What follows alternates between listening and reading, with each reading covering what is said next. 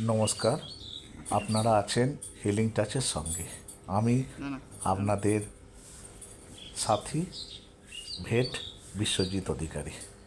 আপনারা যে পথ কুকুরটি দেখতে পাচ্ছেন, এই কুকুরটি পান্ডা ব্লকের শ্রীপাড়া গ্রামের একটি ছোট্ট পথ কুকুর।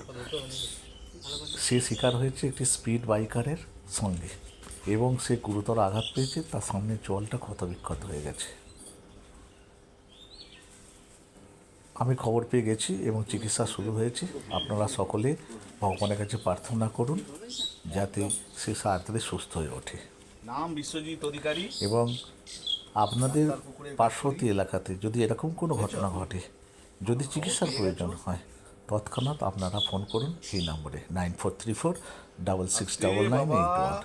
আপনারা আছেন, পাশে থাকুন, সাথে থাকুন হিলিং টাচের সঙ্গে।